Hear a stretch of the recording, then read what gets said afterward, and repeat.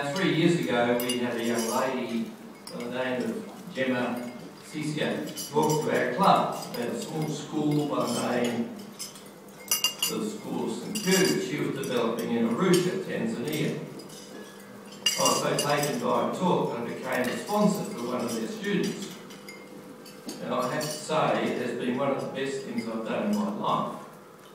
The satisfaction I receive from knowing I'm giving an education to a young person who actually wants to learn and would otherwise not have the opportunity to learn is just fantastic.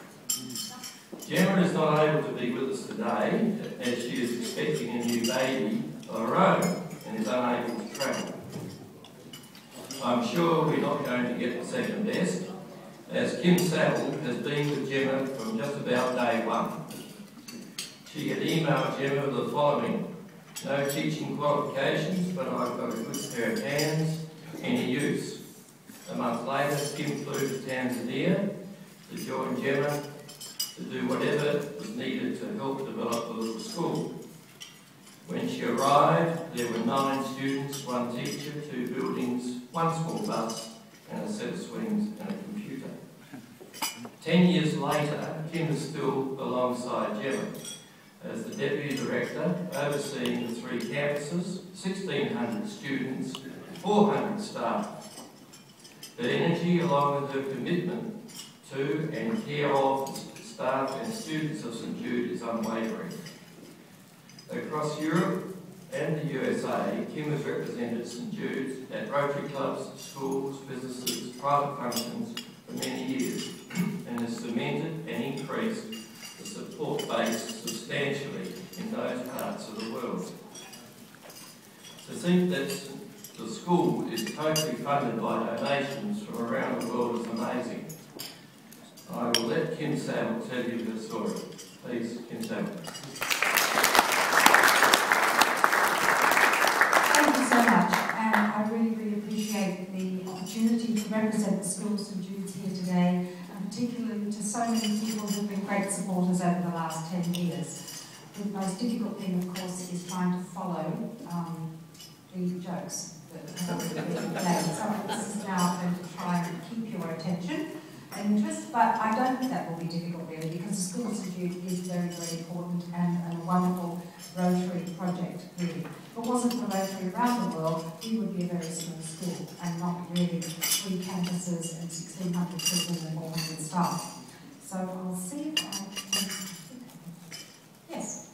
Quickly, that's where we are, but I'm quite sure everybody knows where we are in Tanzania, which actually has to have East Africa written out if you send us those checks, because otherwise it ends up in Tasmania. And I'm serious, it does. So we do have a lot of problems with making sure the post office in Australia knows where exactly we are. We are underneath that beautiful, magnificent mountain, Mount Kilimanjaro, nestled in the foothills there, just round the corner from the Serengeti and the Ngorongoro crater and all those other wonderful places where the animals are, and just across the way from Zanzibar. Now, most of the people who come to Tanzania, that's what they come for. To climb the mountain, look at the mountain, enjoy that area. Also to do lie on the beaches of Zanzibar, and also, of course, see the wildlife. For the people of Tanzania themselves, of course, that's not for them. They don't get a chance to do that. Very few of them, unless of course they are living on Zanzibar, in that case they wouldn't be enjoying the beaches, they'd be struggling to make a living. And this is where we are in Arusha, surrounded by probably 85% of the people are suffering below or, on or below the poverty line. So it's a very, very poor country with some of the poorest people in the world really struggling. This is typical of the families that we have where we are and the people that we are looking to help with educating their children. Typical of the schools in the area, this is not St Jude's, this is a government school, and this is the area, this is where the children are given ostensibly a free education. However, of course, free education means that you do have to provide your own uniform, and if you don't come to the school. You do have to provide your own books and pencils, and in many cases you have to provide your own tables and chairs. So it's really not that free, and certainly prohibits a hell of a lot of people from going to school, particularly when most of the families are worried about how they're going to put a meal on the family table, let alone put a uniform or child. So not many of them get a chance. The alternative is that these children end up trying to find work. Their parents expect them to. They have to help. They have to be out there and finding a few bob to add to family coffers, because generally mum and dad are struggling and there's 5 or 6 kids and aunts and uncles and a lot of other people, because AIDS is a big problem in the area, malaria is a big problem, so extended families require everybody to do as much work as they can to survive. So this is what the children end up doing, if they're lucky. Most of them wouldn't get a job anyway, but also they get a chance to do hard manual labour. So for a few bob a day they can push one of these carts. Now the ones that don't get that opportunity are the ones who end up begging on the streets, the ones who end up on drugs, the ones who end up on a life of crime, and in many cases a life of prostitution. It's very tough being a kid in Tanzania, particularly when you have no opportunity of getting an education at all. So with that in mind, it was Gemma, who I'm sure you all know the story. I'll very quickly just go through it. The first piece of land given to her by her father-in-law, this is where the school started, and then the Rotary Club of the Central Coast came out and helped put the bricks together and built our first classrooms, and then on, that's it, Miss Angela, our first volunteer with our first students. On the 29th of January 2002, this was the School of St Jude. Very exciting. It was all very, Gemma's dream had come true. She had started a little school. In the early days, it was very hands-on. Gemma and I had to actually get up there and get down and dirty and dig ditches and build cement posts, and amazingly enough, the buildings are still standing, and we're very, very proud of them. Luckily now we don't have to do that part of it, because we have an American foundation that is helping us to build pay for project managers to come and build this for us. However, our little buildings in the early days, we're very proud of. Based on I think some people might recognise a sheep shed. Gemma's brothers sent her over the plans for a sheep shed and said, well, you want plans for a school, Jen? Okay, try this out. It's suited the sheep.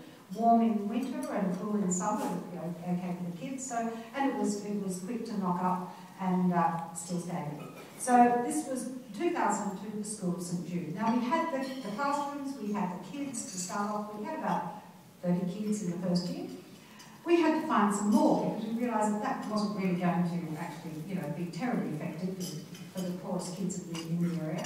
So we sent a message out to everybody in Arusha saying the School of St Jude is looking for the next intake of students, and we anticipate that and every year now we take in 150 students. So word goes out, please, if you've got children around about the age of between 5 and 7, around 6 or 7, and if they are academically strong, and if you are a very, very poor family and really, really require some help, please come along to our testing day and we'll take it from there. So normally this is what happens on a Friday afternoon. This is it's around about 2,000 kids, probably about 10,000 to 12,000 a year try for one of the 150 places at School of St Jude. It's quite overwhelming, as you can imagine, and it's very, very sad because we have to obviously reject so many students. Quickly we put them through a little reading test, then we send them into the hall where they do a written test. The ones who pass the academic test, we then go out to their homes and we check on whether they really do come from the poorest of the poor. Families such as this, where mum and dad and uncle and grandma and grandpa and 3 brothers and sisters and half a dozen cousins, all in one room. These are the inner city slums area, and this is the family who are on the outskirts of the city, really, really affected by alcoholism. Father had completely gone through everything that the family owned, sold everything, but they were able to get a few sticks together, and the kids went down to the rubbish tip and collected the plastic bags to be able to put between the sticks when the mud fell out, and this was their home. We're very grateful for the fact that now we've discovered this family and we have given them, there's one child who has a good education and will continue to help that family. The Maasai families as well are now understanding how important it is that their children get a chance for an education. Generally the boys would be sent out on the plains to look after the cattle, because that's the reason why they're on this planet. They are the Maasai and they're here to look after cattle.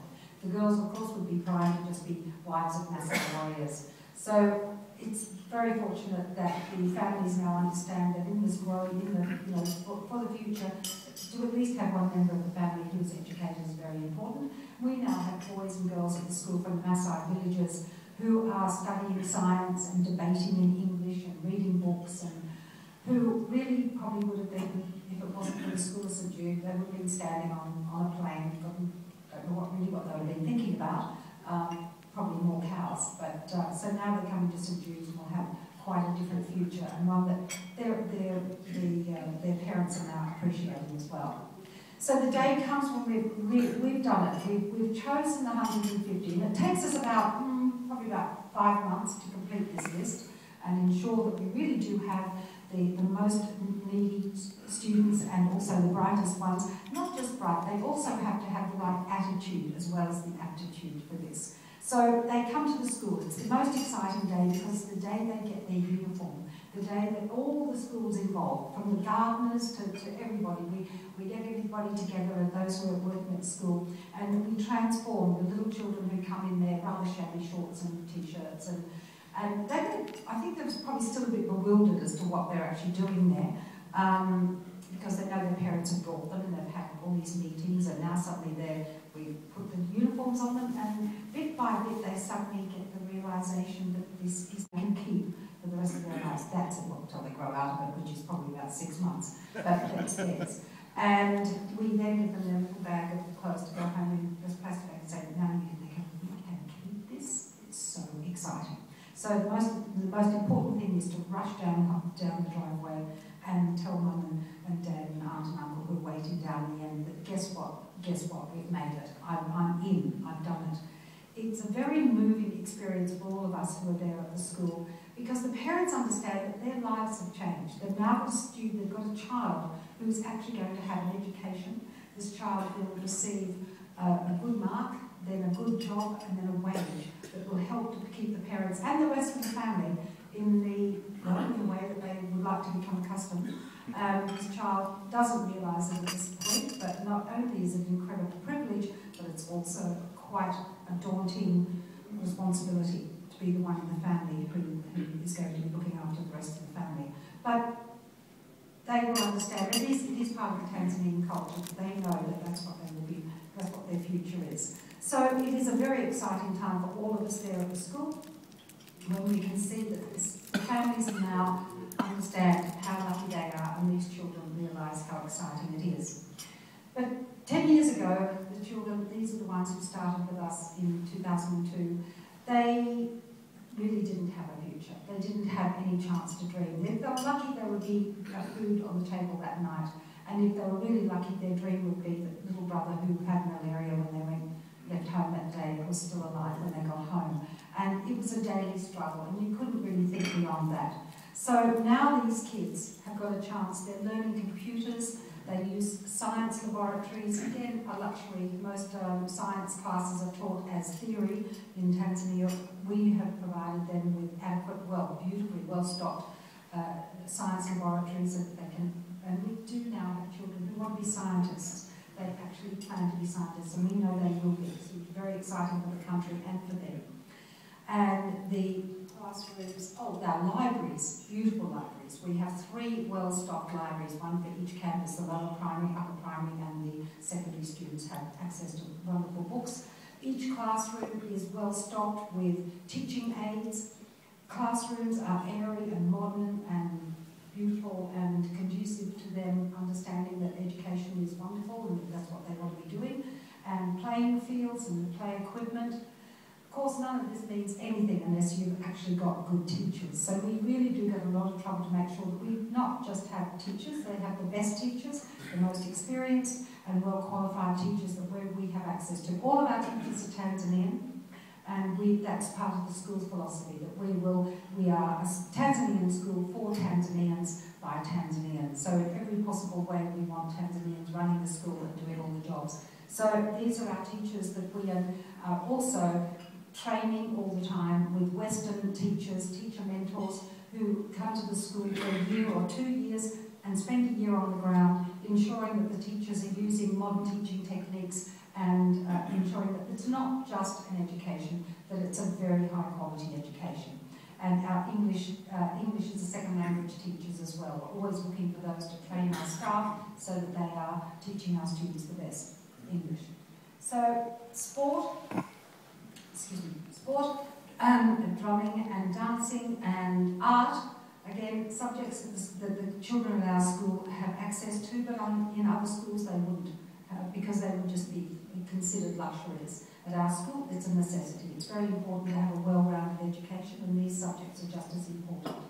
We take them to see the museums and the art galleries in Arusha that they would not normally get a chance to go to. This is really there for visitors and for people who have a little more time on their hands to enjoy life rather than to struggle. So for our students to actually get a chance to go and visit these and understand that the beauty of their country is for them as well, and to even take them out to the safari camps where they can see these animals and spend a day out there, and really understanding that their country is a little bit more than a dirty country road and a struggle at the markets. So they really do understand now that the pride they have in their own country is just as important to keep them going.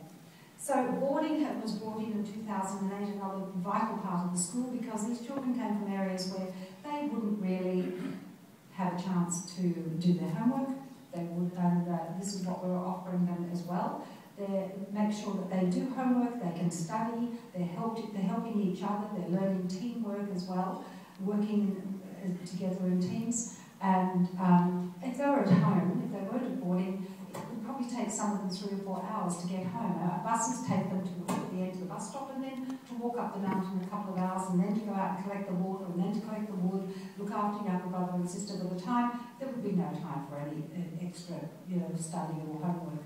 So it's vital for them to have the boarding at the school. So, and a chance to play. This is a luxury for most of children in Tanzania. But for our kids, they understand what it's like to really have time for themselves, interact with other children as well. They wouldn't do that if they were just at home and not at St Jude's. The nutritious food that we give them, 3 meals a day at the boarding houses, 1 meal a day for those who are day boys and girls. The ones from grade 1 to 4 go home every day. The children from there upwards are the ones at boarding. So we get a lot of malnutrition, a lot of anemia, skin diseases, eye and ear infections as well, until they've been at St Jude's when they get a good diet, and that changes all that. So, and our transport that ensures that the children, none of them have to spend more than half an hour walking to where the bus can pick them up. So 21 buses ply the streets of Arusha every day to ensure that our students arrive safely and on time, and that they're refreshed and ready for a day at school. So it's vital for us to have that as well. So educating the future leaders. So from primary school to secondary school, our students know that it's not just an education, but it's also important to understand respect, responsibility, helping others, mentoring others, and that's what they're learning at school, and they respect their own environment as well. It's also important to know that they help the people outside. There's a lady whose house was falling down. They got in and helped build another house for her. It was their own initiative, and it's something they wanted to do. They're learning to put back into the community and understand, even though they come from the poorest of the poor families, there's always somebody worse off, and they still can actually add to the environment. So they help that little lady. Just our staff as well are also being given leadership skills. These are now our headmasters and deputies and academic masters. This is Mr. Felix, who was one of our drivers. Now he is the head of our visitors department. Because of his hard work and his dedication, he wanted to learn English and computers. I was a little bit surprised, and I said, well, Felix, I don't know, I think driving a bus might be more interesting. And he said, no, Miss Kim, if I drive a bus, I will always just be a bus driver. But I want to come and work in the office, and then one day I will have your job. And I think he probably is well on his way to doing that. So I'm very happy about that, because we definitely want somebody to move into my job. An extraordinary young man who's a great advertisement to the other staff members as well, showing that they need to have ambition and move up, and of course to our students as well. So it's just the people, not just those inside the gates, but those outside the gates. You can imagine the amount of money that we generate outside in the community. All the food, 1 million meals a year requires a lot of people outside to give us a lot of produce and for us to pay a lot of money. The fuel for our buses, as well as our books and pencils and pens and all the building materials as well. So for 10 years it's been a very, very exciting project, and we'd like to continue that, and of course work on the spelling. We promise we will be doing that. That's well, it's immaterial. Really, the exciting part is that they're enthusiastic about their education. So that's important. So how are different ways that people can help us? Obviously, the best way is to spread the word, and I think it's wonderful that we have so many people here who agree that it has been something that they've been passionate about, and they've passed on the word, and that's really how the school has grown, through word of mouth. People have seen that what they've done really has benefited a lot of children, and that it is sustainable and it is going to continue. And our students are now in grade 10, and they will be going through until this is students that we want to do more of, and we'd like more of them to become these students. But from grade 10 now, we've got 2 more years and they will graduate, and then we will ensure that they go on to tertiary college in whatever aspect they would like to, whether it's teaching or whether it's a university, the trades. We will ensure that these students continue on as far as they can, for as long as they can, for the benefit of not just themselves, but their families and their country. So I'd just like to say thank you so much for being behind us and listening to me this afternoon. I really, really appreciate the opportunity to talk to you all. Thank you so much.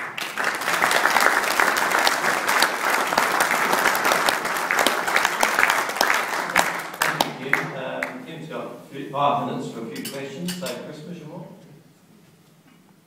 Thank you very much for a fantastic address, and I think I will speak for everybody here in saying that what you've achieved is nothing short of astounding.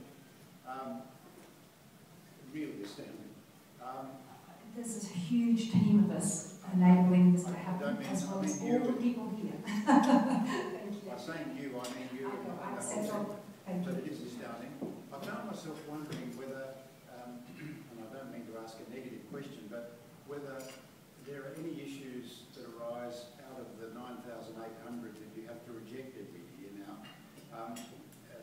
Is there any feeling of having created an elite? Are there any issues there with the rest of the community? We really haven't experienced, in the early days we did, because there's a lot of jealousy there. And a lot of people said the ones whose children didn't get in started making up stories about, oh, they're just making money for themselves. They will just take photos of your child and then they will sell them and then they will get money and you won't, your child won't be educated. The thing is that so many people are now benefiting from St Jude's that it's got a huge local support group. Not only all the students, all the parents of the students, all the relatives of the students here at the school, all the workers. We have over 400 Tanzanian staff members who are very supportive, and of course they are supporting their own families and their community. And it's all the people who are being supported by the goods and services that we're buying in Arusha too. So I think there's probably more people with us than against us. I support what Chris said, a wonderful presentation, taking the scales off our eyes. Who is or was St Jude? Why is the school named after him or her or it? And is there any religious philosophy that is pervaded through the school? And is there any determination that certain religions will attend and others will not, or what?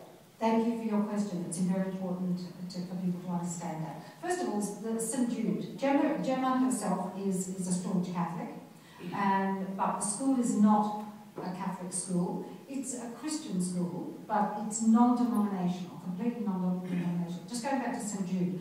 St Jude is the patron saint of hopeless cases or causes. And Gemma, as a growing up, always figured that he was the one who helped her get through her examinations. So whenever she was, something about novenas, Catholics would understand. I'm not a Catholic, so I don't know. But she would say novenas to St Jude, and apparently she'd get through. I think it was just damn hard work, but anyway, she trusted St Jude. So when you figured a young guy or a girl setting up a school in the middle of Tanzania, that was a pretty hopeless cause. So she called it St Jude, hoping that he'd come on board and give a bit of help. our selection criteria is based purely on those who pass the academic test and those who pass the means test. Now, the reason we actually have 60% girls and 40% boys for no other reason except girls are brighter, more girls are brighter, so we have more girls. Tribes, culture, creed, no, that's not. But the other thing is we actually have about 30% Muslims, between 25 and 30% Muslims at the school as well, because that's the demographic of the country where we are, inland there. And our staff, many of our staff are from all many tribes and cultures. Again, thank you very much for a marvellous talk. You obviously, they first get taught in Tanzanian or whatever you call the language there. How much of the teaching is in English? Oh, thank you. Very important for you to point out. We're an English medium school, so from the moment they start in grade 1, they're taught in English. The government schools, the primary schools are taught in Swahili, and the secondary schools are taught in English. Another reason why so many of the children drop out after primary school, not only are they ill-equipped, but sort of academically, but usually the teacher, who might have between 60 and 150 children in one class, is barely able to teach them, let alone speak English or teach English herself. So probably only about 11 to 12% of children even get a chance to go on to secondary school. That's if they can even afford the fees. Whereas at St Jude's, it's English all the way through. Oh, sorry, they do have a Kiswahili subject. They do learn their own language, just to make that clear. Yeah, sorry. You've answered the question about the aspirational nature of the school in the community. I'd like to follow on. Gemma, when she spoke, talked about the fact that the school was getting up the noses of the Tanzanian government and the Tanzanian system. Quite rightly, probably. Has that relationship changed at all, or what's the relationship now with the state system compared to what you're doing? Oh, well, we'd love to be able to influence their education system and gently explain to them that, gee, it might be a good idea if you added this to your curriculum or even taught your teachers in a better way. But it's best not for us to go that way, because when you consider that Tanzanians are trying to get rid of the Westerners for hundreds and hundreds of years and they got independence, it's not good for us to now sort of infiltrate back in, telling them how to do it. We're going to do it subtly by making sure that our students are well educated, and maybe we can get them to come back and infiltrate the education system and explain how the best way of doing it. The government is very tolerant of us now, mainly because they understand how well known we are. In fact, President Kikwete, who's been president now for 2 terms at school, in Tanzania, actually called the school the other week and said, I need to speak to somebody at the school. Could somebody please come over and tell me? So we bundled Gemma into a car with Richard and said, quick, go over and speak to him. This is the president. But we realised the only reason was, at that point, he was about to have a meeting with Kevin Rudd. And we knew that Kevin Rudd's wife, Therese Rain, was a good supporter of the school, and she'd obviously said to Kevin, oh, listen, next time you run into that chap at Geneva or wherever you're having me, ask him how that school is going in Arusha. He'd never heard of us. So, of course, he decided to do a bit of homework, knowing that it would impress Kevin Rudd. But that's good, because at least he now knows that we're on the map and the important people who he wants money from know about the School of St Jude. Last question, Roy, great. Thank you. It was an unbelievable presentation, unless you were here presenting. I have memories of Tanganyika in 1960. Gosh. I attended the Rotary Club, and I remember this Indian gentleman saying, this is a great country. We leave our keys in the car. And this was the only place in Africa at the time, he said, where this was possible. Is this still the situation? Absolutely not. Not only would I not leave my keys in my car, I wouldn't even leave my car behind, except behind the locked doors. Very, very sadly. Now, 10 years ago when I was first in Arusha, I would walk through town all day, any time, day or night. I was completely safe. In the 10 years that I've been there, it has changed just remarkably. quite frighteningly, mainly because the town that we're in has now become quite a bustling city, and it has grown exponentially. It's due to the fact that the poverty, the difference between the haves and the have-nots has grown hugely. The rich are getting much richer, the poor are getting poorer. So many people are coming in from the countryside because of the drought we had for 5 years. So unemployment is gone through the roof. It's very sad. So no, there's also understandably a huge amount of crime there. But that's the way it goes. Thank you, Kim. No, don't go away, Kim. Kim is giving me the soft sell. I know that after the meeting, Kim and Sarah will be here for a few minutes, and if anybody here who has not and would like to sign up as a donor towards the school, I'd love to have a chat with you. And Kim, thank you once again for your presentation. It's been very enlightening, and it's been a delight for me to be part of your school, and I must say that you get a wonderful communications. The communication from the school is fantastic. I think you get something at least once a month, if not more, about what's happening in the school, what's happening with your student, and compared to a number of other organisations which seek sponsorship for students, this one is the best, I think. So Kim, thank you very much, and here's a little pen to write some of those donations down.